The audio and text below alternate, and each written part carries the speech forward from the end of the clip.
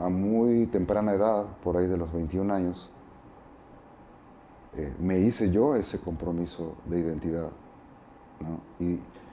Y lo reconocí como una lucha que no sabía el tamaño de la lucha, ¿no? A dónde me iba, a qué territorios me iba a llevar para poder encontrar los resultados que quería, pero eh, a veces uno en la vida tiene que cortar maleza y a veces tienes un mapa que te dice pues es para allá, pero a veces no.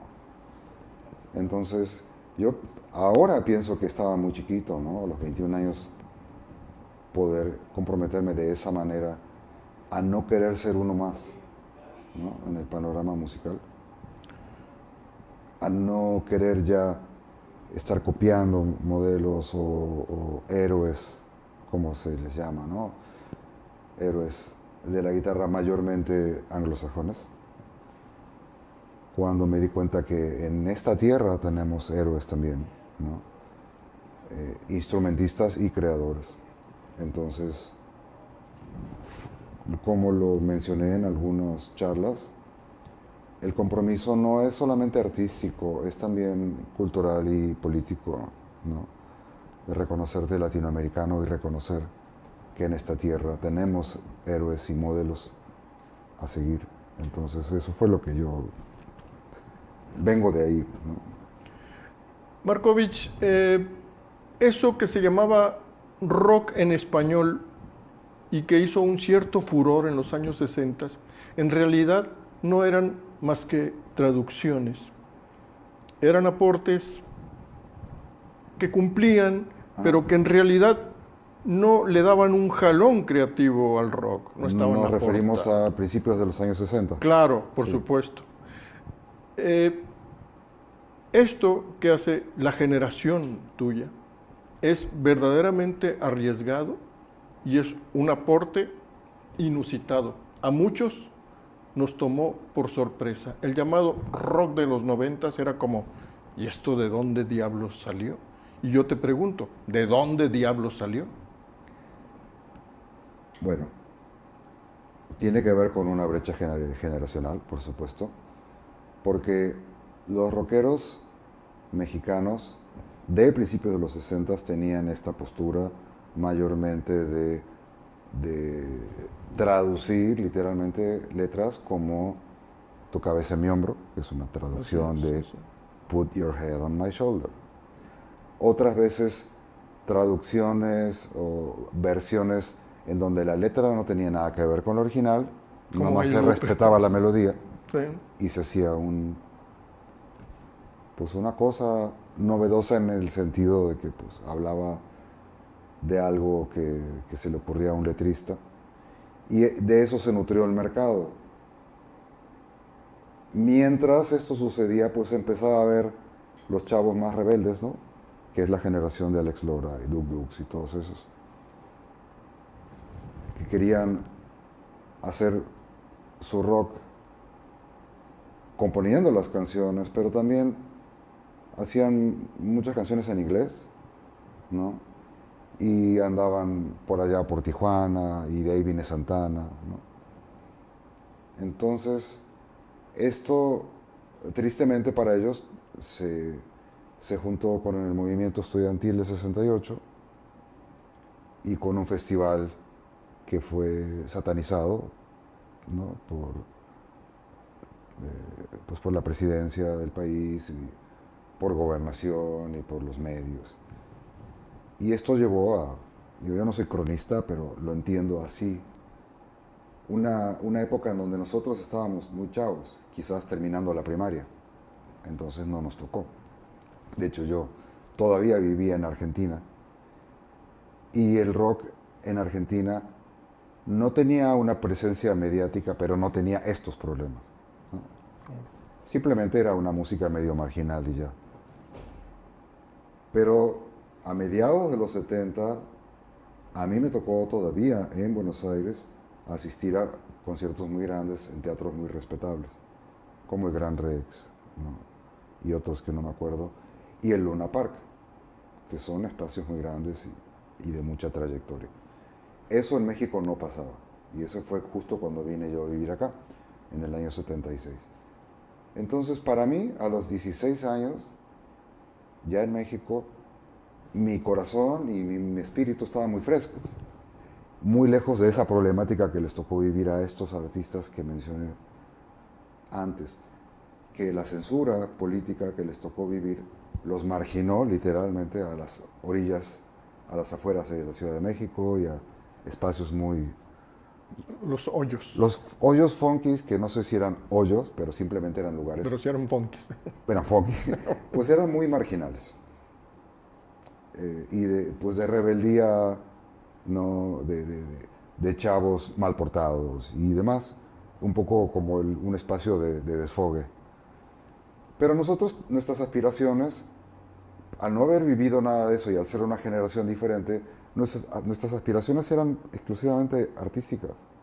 O sea, no teníamos ese problema. Y además, los compañeros míos de generación, porque yo estudié la prepa en la ciudad de Puebla, pero ya la universidad y música las estudié en la Ciudad de México a partir del año 79. Y en ese entonces empecé a conocer chavos de mi generación que también querían hacer música o tenían grupos en el sur de la Ciudad de México. El sur de la Ciudad de México, por lo menos en ese entonces, era un poco más cultural, se puede decir, tenía muchos foros culturales. Y ahí andábamos nosotros queriendo tocar, ¿no? En estos lugarcitos. Entonces el ambiente de los grupos de rock en la Ciudad de México era muy peculiar. Y ese fue el ambiente donde nos desarrollamos nosotros.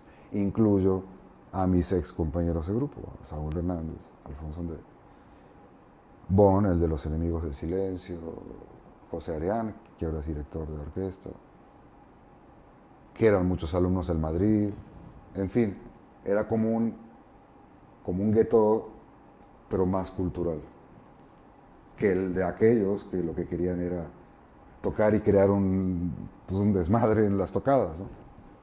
Entonces, estábamos conectados, quizás aspiracionalmente y artísticamente con otra situación, y además fueron los años en que los que luego empezó a transmitir música de MTV y veíamos otro tipo de artistas que nada tenían que ver con el blues, el rhythm and blues, y esta música que tocaban esos rockeros mexicanos de 10 años antes, ¿no? Entonces nos formamos de una manera muy diferente. Markovich, yo quisiera un poco a la manera de Cortázar en Rayuela, saltar hacia casi el presente y luego ir otra vez al pasado. Bueno. Fíjate lo que te voy a plantear. Tú hace poco colaboraste para retomar una canción que estaba casi olvidada, que a mí me parece muy interesante, una canción muy suave, muy dulce, pero que de pronto este grupo de acá del norte, que se llama El Plan, la pone en tus manos y tú la conviertes en algo llamativo, contundente y muy distinto a la versión original, algo que cantaba Vianney Valdés, que se llama Pronosticado. Yo escuché eso y dije, ni parece El Plan, ni parece Vianney Valdés, ni parece la canción. Markovich inventó otra cosa, ¿de dónde lo sacó? Y yo te pregunto, ¿de dónde sacas esas ideas tan extrañas? Es que... macabras, dice uno. Es un crimen, pero es un crimen bendito. Sí, es un crimen con final feliz. Bueno. ¿Tú conocías algo de Vianney Valdés? ¿Sabías algo de Vianney Valdés? Tengo referencias de muchas cosas de México, desde que yo llegué en el año 76 y siempre con una mirada de observador, ¿no? Que es la ventaja que te da, claro, sí, el ser... un panorama grande. Claro. Y llevo 43 años viviendo en México y sigo siendo un observador, ¿no? aunque soy más mexicano que argentino. Entonces, Vianney, no sé si específicamente ella, pero sí que conozco, desde que llegué, un montón de música mexicana que probablemente ni mis compañeros de generación conocen. Y probablemente en tiempos cercanos empezaron a conocer, pero ya por lo kitsch, que para muchos rockeros era escuchar estas músicas, ¿no? Entonces yo me empecé a acercar a un montón de música, incluido el mariachi, el ranchero, la música folclórica huasteca, El bolero. el bolero, músicas cubanas hechas en México como cha-cha-cha, danzón, mambo, ¿no? Me empecé a empapar de todo. Y también del rock de los 60s, hechos por mexicanos, cantados en español. Entre todo eso pudo estar o no Vianney, pero sí estaban César Costa y Enrique Guzmán y todos esos. Entonces sí soy un conocedor por muchas razones, porque además tengo alma de arqueólogo, que quería ser de niño arqueólogo y al final lo abandoné. ¿Cómo recibiste tú la canción? ¿Cómo la desarmas? ¿Cómo la desestructuras? Esto... Entonces, para terminar mi formación, yo tengo alma de científico también y además de actor. O sea, yo también estudié teatro y son muchas cosas las que se fusionan en mi alma. Entonces, Jair Alcalá es un talentazo de aquí y es el cantante del Plan, pero no solamente es el cantante, es arreglista, es un acordeonista tremendo, es productor, es ingeniero de grabación. Y él fue el que, junto con otra persona, eligieron el repertorio y yo llegué a esta producción en algún punto a la mitad probablemente, donde muchas canciones ya estaban arregladas o a medio arreglar y el destino nos juntó y yo fui de visita al estudio con mi guitarra y de repente me dijo, a ver, saca tu guitarra y a ver qué se te ocurre. Y se me ocurrió los arreglos y el solo de una canción que se llama Aún te sigo amando, que quedó una cosa monstruosa que nos sorprendió a ambas partes. Para que yo me quede sorprendido de un resultado que yo mismo estoy haciendo porque no sé ni qué voy a hacer en un contexto que no conozco, es porque me dejo llevar por el primer impulso. Confío mucho en ese... En lo que se llama inteligencia Blink, que es lo primero sí, que viene me acuerdo, a tu cabeza. yo leí ese libro. Sí, sí, sí. Sí, no le doy muchas de vueltas, Malcolm ¿sabes? Gladwell. La primera reacción le creo mucho. Y si me dice algo, quizás digo, bueno, ahora déjame perfeccionar un poco esta idea, pero es la primera idea. Sí, creo mucho en eso y muchas cosas, o si la mayoría de las cosas que he grabado, se conectan con esa primera reacción. Entonces, eso nos llevó a una segunda canción y así acabé grabando, creo, 7 canciones del disco En el Tiempo, que es un disco que acabó siendo firmado El Plan y Alejandro Markovich, porque lo que iba a ser una colaboración en una canción, pues nos fue llevando de a poco hasta en algún momento grabar Pronosticado. ¿Cómo atacaste tú esa canción? Ok, ahora quiero comentar que esa canción Pronosticado, una vez más, es una versión que los productores o arreglistas de Vianney tomaron de una canción que ya era un éxito en Estados Unidos. Claro. Que se llamaba, ¿la ubicas? No sé cómo se llamaba. Me contó Jair, la cantaban muchas chicas en Estados Unidos, Ya. pero la más famosa era la de Andrea Carroll. Okay. Y en inglés se llamaba It Hurts to Be 16. Duele Ya. tener 16 años. Que no tiene nada que ver. Probablemente es una de estas letras que comentábamos en donde la versión en español no tenía nada que ver con la original. Ya escuché la de Andrea Carroll y me gusta más la musicalidad de la versión de Jair, con tololoche y acordeón y eso. Tiene una dotación extrañísima. Me gusta. Entonces, como yo no conocía ni la de Vianney, ni la de... Lo único que hice fue escuchar la canción, Y subir el volumen de desecharlo. guitarra ¿en qué tono está? Ya, vámonos. Y reaccionar. Y si tú dices, bueno, pues estás acompañando, es una canción muy dulce, porque además dice una frase Como que se susurra, en nuestro ¿no? amor no existe la maldad. ¿Ok? Y de repente empieza un solo que, mira, nomás de pensarlo ya se me está erizando la piel. Empieza a subir en una cosa que se llama como feedback o retroalimentación, que es cuando una nota empieza a hacer retroalimentación y se sigue, aunque tú ya no Como lo un estés trémolo. tocando, Como un trémolo en el piano. es que en el piano Bueno, es no que... puedes hacer eso. Sí, Ya, lo tienes que ya te simular con entendí, un sí, trémolo, sí, sí, sí. trémolo. Pero no, en la guitarra lo haces frente a la bocina y empieza a entrar en feedback y así se queda mientras tengas el dedo ahí. Entonces, Ya. Creo que eso lo hacían los Beatles, es cierto. Sí, ajá, sí, lo hacían. Creo que... I Feel Fine creo así que es, fue sí, la ellos primera vez empezaron a que hacer eso. se grabó un feedback. Así es.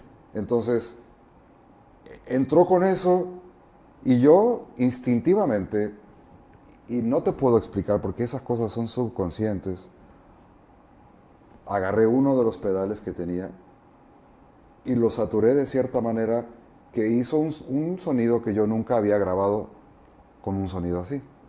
Entonces lo que pasa es que me dejó llevar creativamente por lo que estoy escuchando. Y entonces empezó a sonar así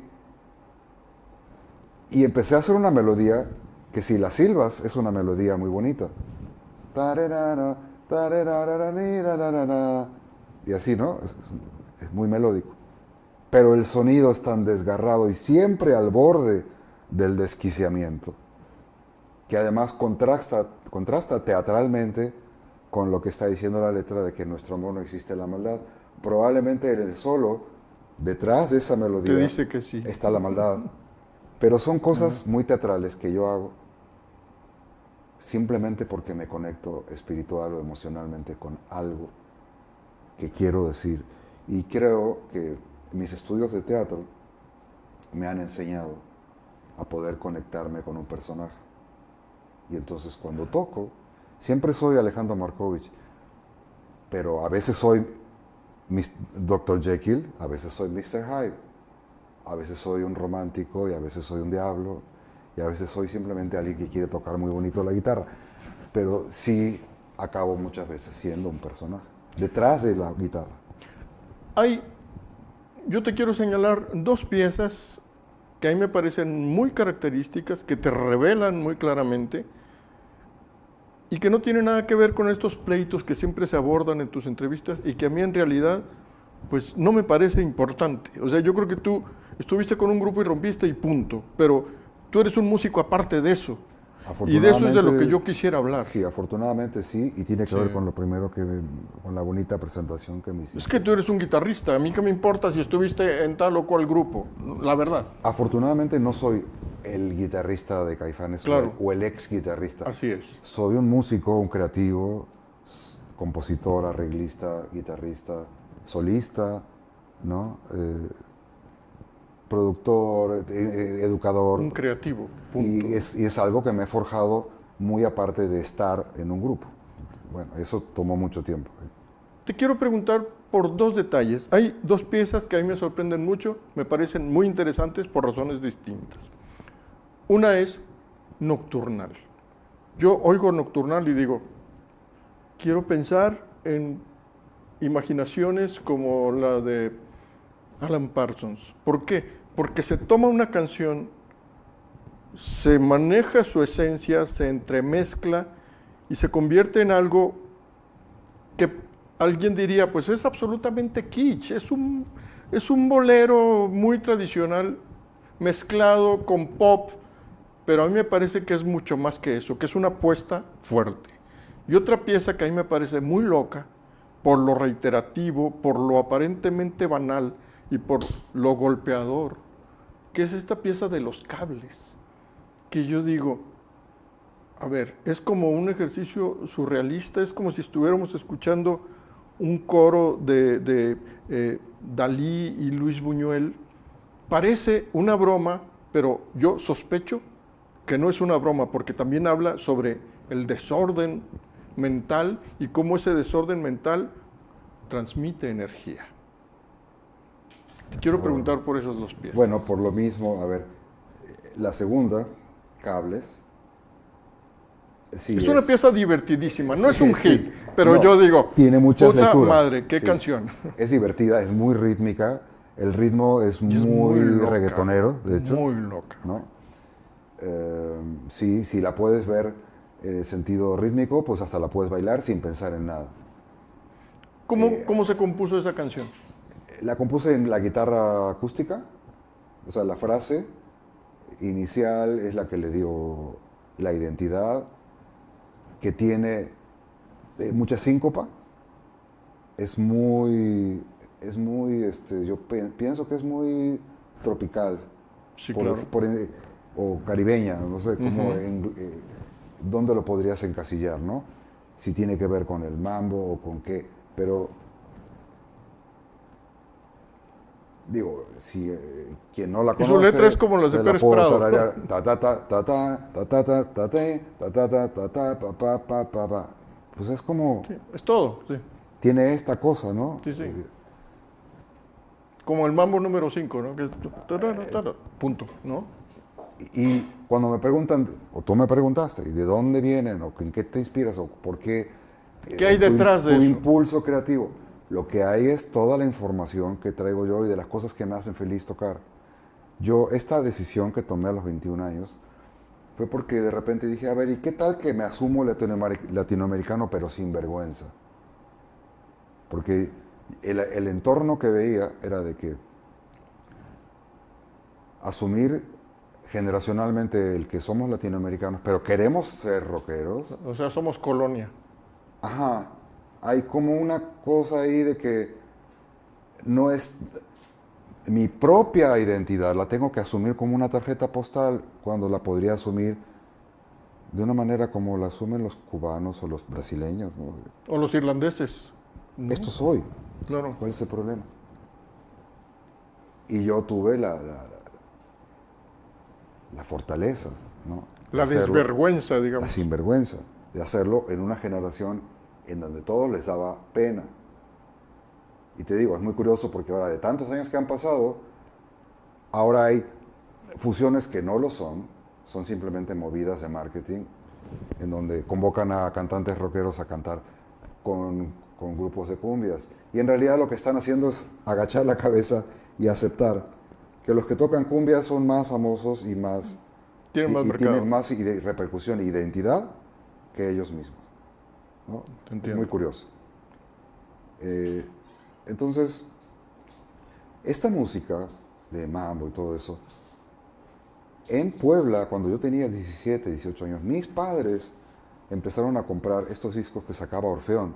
Claro, sí. En donde LPs, donde Magníficos. venían 3 LPs adentro. Sí, me acuerdo. Gran oferta, ¿eh?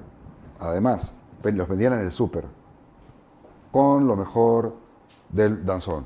Acerina, Claro, sí, Mercerón. sí. Todos los tuve yo, sé cuáles son. Odd, Mariachi. Una de Jorge Negrete, una de Pedro Infante. Una de Negrete, una de Pedro Infante. Y yo siempre curioso, ¿y quién compone estas canciones? Un tal... Esparza Oteo. No, un tal...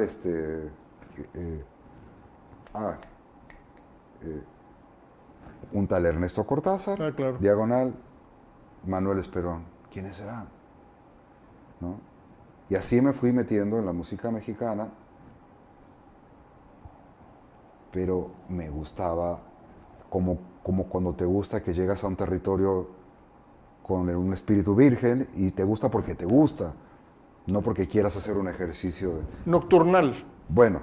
Me interesa muchísimo. Y no que hables de terminé Nocturnal. con esto porque cuando yo De tomé esa Cables. decisión que mencionaba, obviamente ya tenía toda esta información, más el folclore que había aprendido de niño en la guitarra en Buenos Aires. Y cuando se me empezaban a ocurrir frases derivativas de esa música, de repente me empecé a preguntar, pero es que si toco esto, se siente bonito. ¿Cuál es el problema? Me tengo que sentir más bonito tocando a Jimmy Page. Cuando si toco estas frases que suenan a cumbia, se sienten hasta más bonito. Lo siento acá. Entonces, Cables viene de ahí, de alguna manera. La letra viene de mi propio desquiciamiento y es un ejercicio freudiano, ¿no? De decir descaradamente, pues sí hay que conectar los cables otra vez, los míos. Los de los pedales también, pero los míos. Y no voy a abundar más porque esa frase lo dice todo.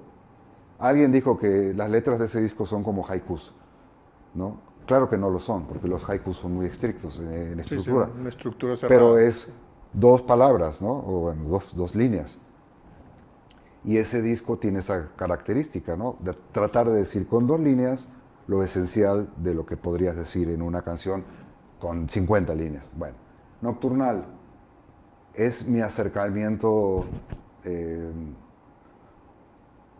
guitarrístico, por supuesto, pero ahí sí respetando toda la letra de un maravilloso bolero que lo escuché en un LP que tengo, de Daniel Santos.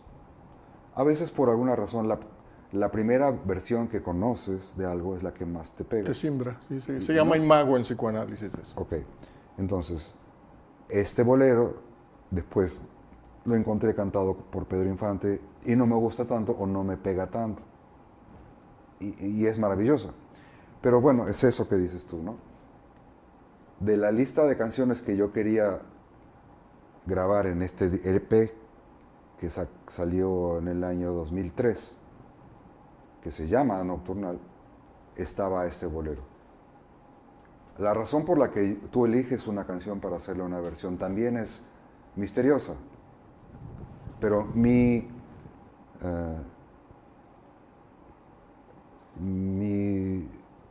¿cómo diría? Mi requisito para elegir canciones era canciones que yo supiera que podía desvestirlas de todo lo que el imaginario colectivo, ¿cómo se dice? Sí, el inconsciente colectivo. O sea, de todo lo que la gente conoce, Ajá. tener el atrevimiento de desvestir una canción como Gracias a la Vida o como No Volveré, realmente desvestirlas al grado de quedarte con la melodía. Y luego ni eso, ¿no? Porque No Volveré le cambié la melodía porque es una canción que fue compuesta en modo mayor y que fue cobereada o versionada cientos de veces como es originalmente en modo mayor. Pues le tocó a Alejandro Markovich tener la desfachatez de pasarla a modo menor. Porque el tango se toca en modo menor. Mayormente. Y hay algo de argentino en ti. Puede ser, pero el estribillo a veces no fue mayor. Solamente eso. Porque No Volveré está en 3/4 y yo la puse en 6/8. Hay un parentesco entre ambos compases, pero no, porque 6/8 es huasteco, es veracruzano, y 3/4 es un vals ranchero o mariachi. Yo para ese entonces ya conozco suficiente de música mexicana para poder hacerle manita de puerco a las cosas, pero sabiendo, o sea, teniendo conocimiento de causa de qué demonios estoy haciendo. Entonces, Nocturnal era una de las canciones que elegí por lo mismo, porque dije, yo puedo hacer con esto un arreglo como si yo hubiera compuesto la canción, a ese nivel. Y alguien podría decir, pero ya te crees tú. No, yo no sería capaz de componer esa canción, lo tengo que admitir. Pero sí... Sí, de reinventarla. De reinventarla. Y entonces hice eso. Y jugar con la guitarra eléctrica y con los pedales. Y hacer un juego de delays en donde el ritmo ya no es el bolero. Trin, tin, trin, tin, trin, tin, trin, sino es ta, ta, ta, ta, ta, ta, ta, ta, que es más piazzoleano, ¿no? 3-3-2. Claro, sí. ¿Y por más qué? libertango. ¿Pero por qué? No sé por qué, ¿no? Son momentos de inspiración. Son fantasmas. Y si tú quieres, son fantasmas. Pero yo creo que mis estudios de teatro me sirvieron para eso, porque fue un curso de teatro Stanislavski. Y el teatro Stanislavski, si tú te tienes que convertir en un asesino serial y personificarlo, lo vas a hacer. Y si te tienes que convertir en un oso que está a punto de matar a una persona, lo vas a hacer. Pero si te tienes que convertir tú en una mujer, también lo vas a hacer. Entonces, Naturalmente. sí, es un teatro Vivencial. vivencial, exacto. Entonces, para entender a Alejandro Markovich, hay que entender a eso. Y también hay que entender que durante todos los años de mi infancia tenía un nudo en la garganta y no podía decir las cosas. Entonces, las empecé a decir con la guitarra. Entonces, cuando alguien me pregunta, es que dime unos tips para poder componer o improvisar como tú lo haces, tendría que decirte, pero para empezar, tendrías que haber sido ese niño, tener la mamá que yo tuve, ¿no? Aprender guitarra con este repertorio, o sea, no vas a poder. Sí, tendría que bailar la danza de la realidad, digamos. Algo que a mí me interesa muchísimo y que nunca te he entrevistado, es la primera vez, me interesa muchísimo preguntarte es, dentro de tu panorama musical, ¿qué lugar ocupa? Si ocupa, porque a mí realmente pensar en tu trabajo me hace pensar también en el trabajo de él. Me parece a mí un artista importante, aunque mucha gente ni se acuerda de él, ni lo voltea a ver, ni nada. Pero yo siento que hay ciertos puntos de contacto entre tu apuesta artística, creativa, musical, y la apuesta de Jorge Reyes. ¿Qué piensas tú de Jorge Reyes? Era un poquito mayor que yo. Sí. Yo lo conocí con su grupo Chuck Moll. Lo vi alguna que otra vez en la Carpa Geodésica, en Insurgente Sur. Para la época en donde, una vez más, en el sur de la ciudad, estábamos todos queriendo hacer cosas, pues era un grupo de aventura, ¿no? Queriendo hacer cierta fusión. En este misterio que muchos mexicanos, ¿no? Y yo trato de jalarles las orejas de por qué siguen hablando de música prehispánica si no hay tal. Naturalmente. No hay vestigios. Lo único que hay son instrumentos en el Museo de Antropología. Y muchos rotos. Ajá. Muchos están rotos, o sea, es un pedazo de una flauta, aerófonos, ¿no? mayormente, Sí, sí. y de percusión. O flautas dobles que no sabe cómo se tocaban. Además, entonces, pero los chicos no saben. Pero bueno, pues yo trato de explicarles, ¿no? Y entonces, lo que hacía Jorge lo identifican muchos por mito urbano, ¿no? De que pues era música prehispánica con rock. No era tal. Claro. Pero sí... Pero sus métodos eran interesantes. La música del cuerpo, por ejemplo. La sí, cosa que hizo con Chabela Vargas. Entiendo que... Era claro, arriesgado. Exacto, pero estamos hablando de después, de Chuck Claro, Moll. ya mucho tiempo después. Y yo ya para ese entonces lo empecé a perder de vista. Y a mí no me gusta hablar de lo que no conozco. Sí, te entiendo. ¿No? Pero sí sé, porque llegué a escuchar, incluso creo que coincidimos en un programa de televisión con Ricardo Rocha, hacer estas cosas con el cuerpo. Y me parece que lo que sí podría decir es que fue un músico investigador, que eso, es importante, ¿no? Los resultados no los conozco como para opinar. Tendría que documentarme, ¿no? Uno no puede estar toda la vida a saber todo de todos, pero bueno, es prácticamente de mi generación y creo que nuestra generación fue muy investigadora. Tristemente no pasa hoy en día con el rock mexicano, están en otra, para bien o para mal, pero nosotros, como veníamos de la nada, Podían hacerlo todo. Exacto, estábamos frescos, ¿no? Podíamos hasta vestirnos. La primera tocada de las insólitas imágenes de Aurora, Saúl salió con una falda, yo salí con un gorro de Daniel Boone y nos maquillamos, o sea, nos divertíamos, ¿no? Hoy en día, ¿quién haría eso en el rock mexicano? Entonces, Jorge no podría decirte que yo tenga una influencia, más que esta cosa sutil de la influencia que teníamos todos con todos de empujarnos y ir a ver al otro que está haciendo, decir, pues está divertido, yo también puedo hacer algo, pero que no tenga que ver, pero nos provocábamos, ¿no? Y la maldita vecindad pues empezó a fusionar con Mambo y esto, igual sentía que podía hacerlo porque Las Insólitas también estaba haciendo cosas y se podía, y entonces todos nos provocábamos. El ambiente era festivo en ese sentido, y estaba Botellita de Jerez, por supuesto, que era un lujo ir a verlos en vivo, ¿no? La verdad era un show cómico musical, de alguna manera parecido a Lelutier en ese sentido, ¿no? Claro. De que, bueno, entonces creo que más que nada es eso, ¿no? Yo no podría pensar no sé si tú quisiste implicar un parentesco o una influencia. No, yo lo que pensé es en métodos Sí, creativos. Ahí es donde yo veo el punto de coincidencia. Por lo demás, no. Entiendo, sí. Pues eso más bien creo que... Y capacidad de riesgo, también. También. Porque Jorge Reyes, pues, nunca fue una estrella, un superstar, ni nada de eso, pero no le importaba. Él hacía lo que quería hacer, punto. Eso es, ¿no? eso es. Creo que nuestra generación tuvo eso. Y había grupos que nunca pasaron a la historia ni comercialmente y de los cuales por ahí hay pocos vestigios.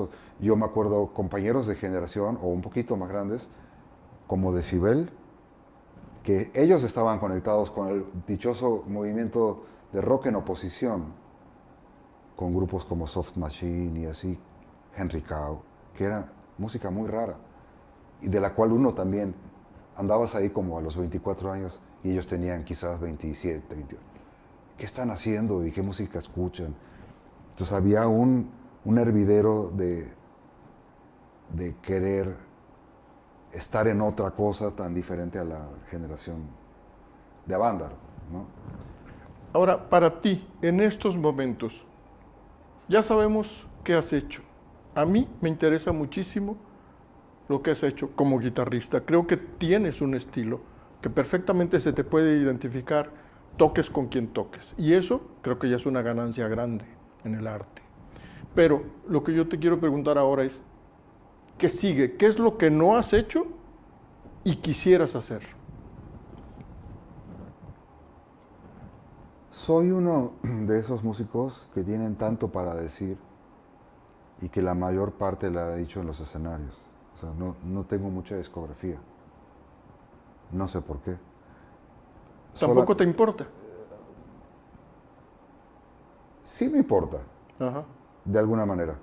Lo que sí puedo decir es que lo que sí he hecho, lo he hecho bien. O sea, Eso nadie te lo discute.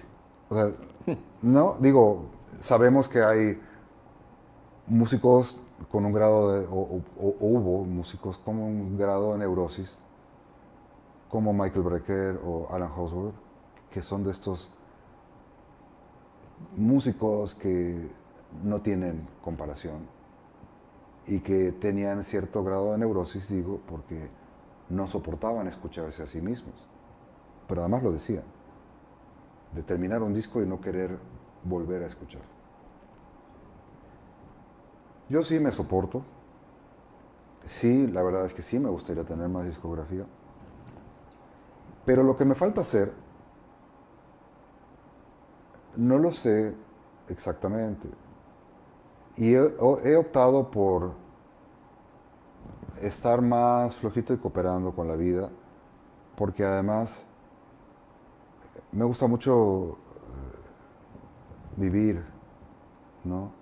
Y no quiero ya como sacrificar, como uno lo hace a muy temprana edad, de estar buscando demostrarse, tener un cierto nivel de éxito y de exposición, y entonces malvivir un poco, ¿no?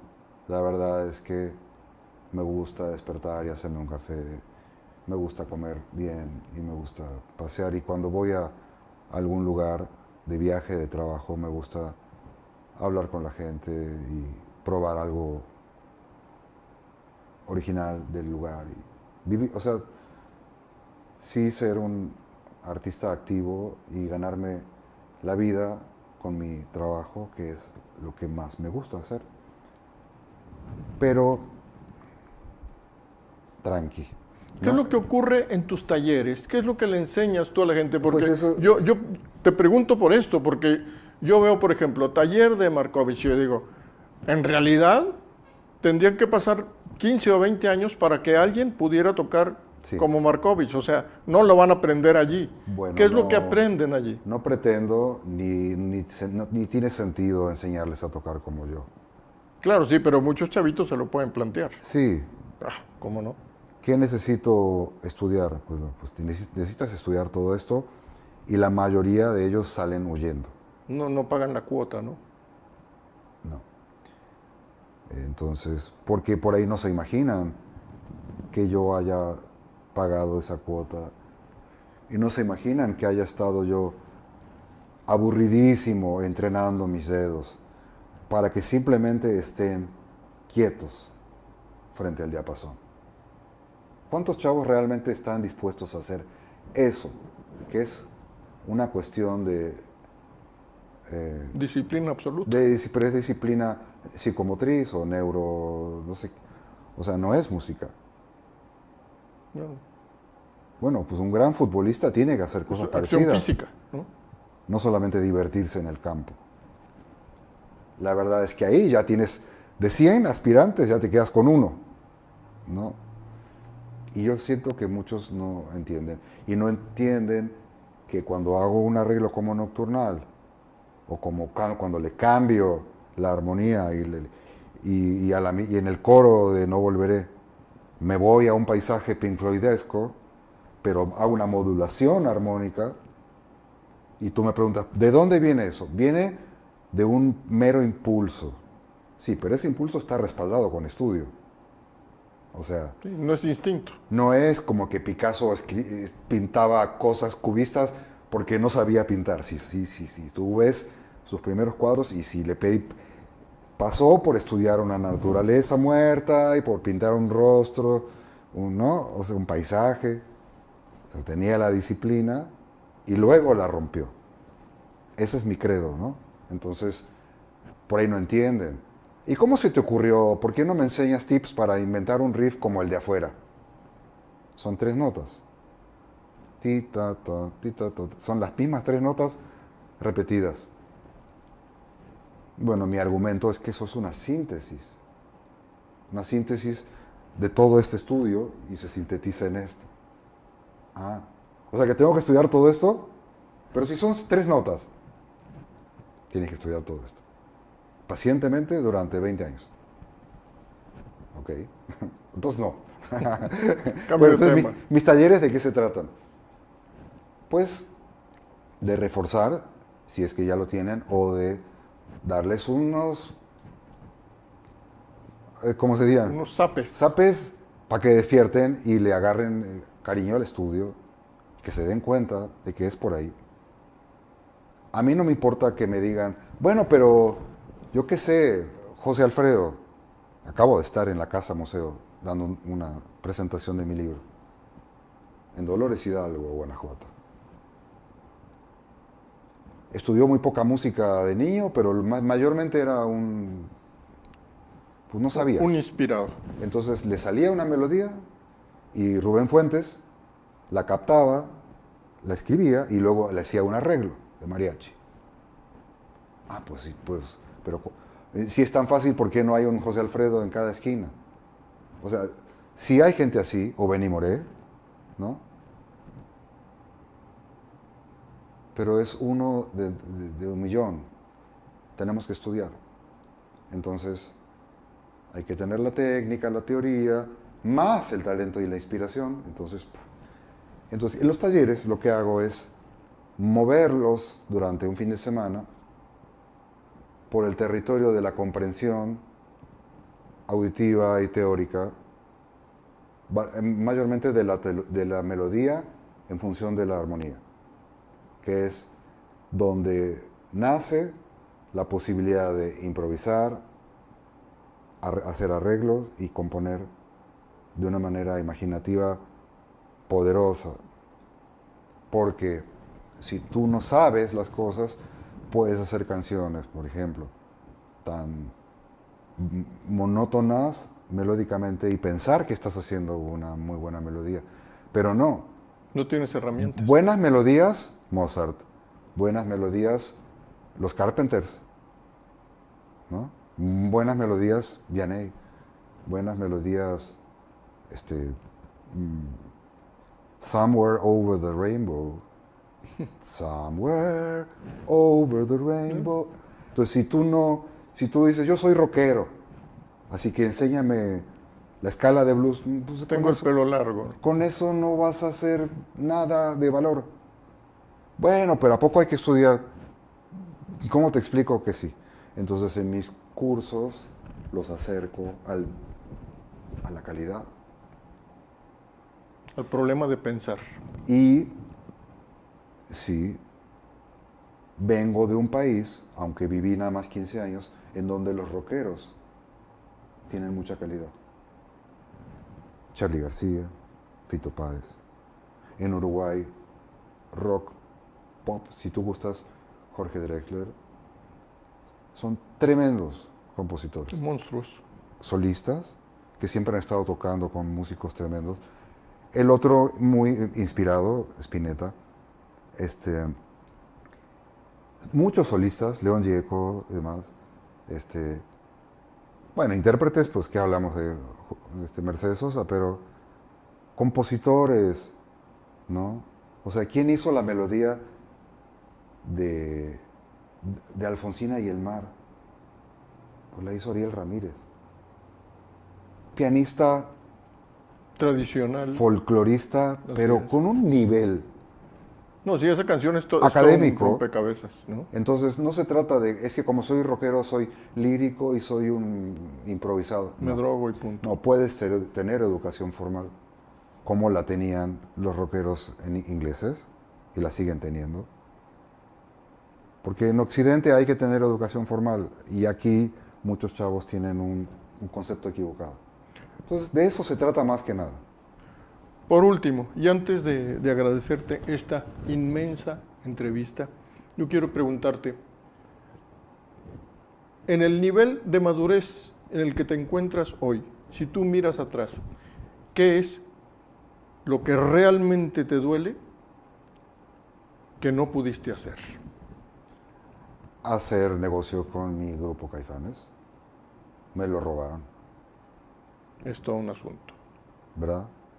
Es decir, haber creado una empresa tan exitosa y que los manipuleos tras bambalinas. Esas son cosas oscuras, ¿no? Porque yo creo Mafia, que, finalmente. pues si tú fundas una empresa, o sea, cualquier negocio se funda con acciones. Y mi papá me decía, de chavito, ¿no? A los 21 años que tuve mi primer grupo, dije, ya tengo un grupo, papá. Y me contestó así muy descuidadamente, ah, qué bien. ¿Y las acciones? Y yo me quedé como de que, ¿cómo que y las acciones? Es un grupo, no una sociedad anónima de CB. Pero su pregunta fue correcta. Entonces, Caifanes no fue fundado como una empresa en donde estuviera sobre la mesa. Somos socios, ¿no? Tanto es tanto. El nombre lo estamos gestionando. O sea, el nombre se llama Caifanes, pero pudo haberse llamado Las Tres Cámaras. ¿A quién le importa? Hay grupos que tienen nombres absurdos como Los Héroes del Silencio. ¿Qué demonios es eso? Oyes. ¿No? Entonces, no importa cómo le pongas, porque hay nombres además tan cuestionables como The Police. Cuando los punks, No tiene nada que ver los con... punks, de donde venían estos chavos, estaban en contra de la policía. Sí, Entonces, sí. más bien quizás era como por chingar, ¿no? Pero Básicamente. lo importante es el valor agregado, o sea, el trabajo. El contenido. Como decía Emiliano Zapata, hay que trabajar la tierra para que tenga un valor. Entonces, le ponemos un nombre, el que sea, y lo trabajamos. Pero ok, lo trabajamos y de repente resulta que es tuyo, pero ¿cómo? ¿Por qué? ¿No? Y muchos chavos no entienden, y yo lo digo y lo vuelvo a decir, no para que me digan, como tú dijiste, no queremos hablar del pasado, sí, pero esto es tan importante en el rock mexicano, es tan grave, como tantas cosas que son graves y se tienen que recordar para que no vuelvan a pasar. O sea, trabajar tantos años en un grupo para que después el cantante se quede con el negocio, no tiene sentido. Porque en dado caso estableces una sociedad y dices claramente, yo soy la voz y la imagen de esta banda. Entonces, de entrada, Ustedes me acompañan. me acompañan, yo les pago por tocada, haya o no haya dinero. Es decir, Como Luis Miguel con el mariachi, que no sabemos ni qué mariachi es. a la gente le da igual. Él le dice, mi mariachi, punto. O si es una tocada en la que él no va a ganar porque es para un compadre, él igual les paga. O sea, los músicos son asalariados, haya o no haya dinero sobre la mesa. Claro. Pero no fue así. Cuando no había, no había. Cuando había un problema legal, todos poníamos, ¿no? Entonces, realmente sí funcionaba como empresa. En igualdad de porcentajes, pues había que, si el cantante dice, ok, sí somos socios, pero yo quiero ganar más, porque mi chamba es más dura y porque al cabo de 20, 30 años me voy a quedar sin voz, o sea, yo... Porque nunca entrenó la voz también. O sea, Claro, la voz ya acaba si no sabes usarla, bueno, ¿no? lo que sea, pero entonces tú puedes decir, somos 5, pero yo no quiero el 20%, quiero el 40%. Y el 60%, 15, 15, 15. Ah, ¿cómo vas a ganar casi el triple que yo? Bueno, pues si quieren. Ok, bueno, queremos, vamos a firmar. Pero hablando, en este grupo nunca se habló. Y las cosas se movieron de tal manera que a mí me sacaron de la manera más oscura mediáticamente. Y quizás te enteraste en el año 95. Sí, claro. Markovich está fuera de la banda. Y yo me acabo de enterar, ¿no? Ahora Entonces, resulta. Sí, ahora resulta. Entonces, para cerrar, creo que me merecía la recompensa económica que no llegó, porque está llegando apenas ahora. Una gira interminable de 8 años, en donde el que está capitalizando es el cantante.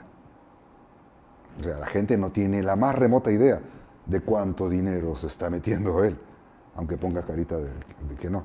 Entonces creo que esa fortuna nos correspondía a todos, a los 5. Eso duele. Sí, no es Te dolería cosa. a ti, te dolería a ti, o sea, eso duele, ¿no? Y ya. Pero por lo demás, hombre, salí... Tiene la ventaja de ser Markovich. ¿no? O sea, pero me lo ocurre, como dicen los españoles.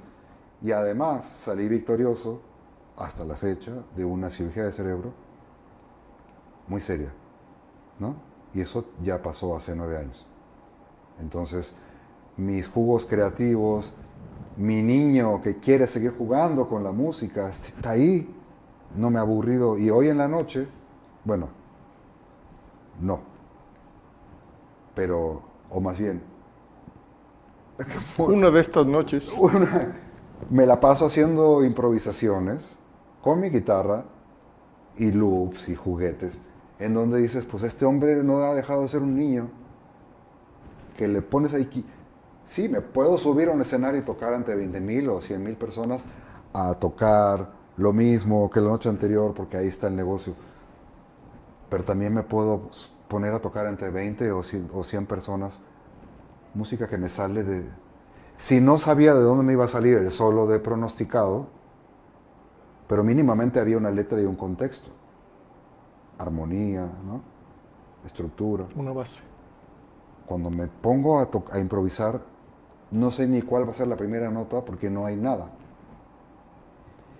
Y hago así, respiro y toco algo. Y lo grabo. Y me dejo llevar. Y ahora la culpa fue de eso, pero me dejo llevar y soy feliz.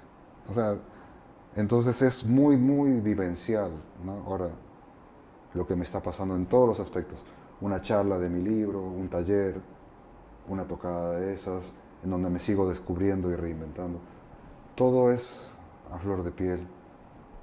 Y bueno, el monstruo del rock, puedo decir, palomita no, palomota. Ya estuve en el grupo más exitoso de México, ¿no? Haciendo las canciones más exitosas, grabando el disco que es un monumento del rock en español, El Nervio del Volcán. Claro. Ahí está. Punto. Déjenlo ser. Muchas gracias. A ti.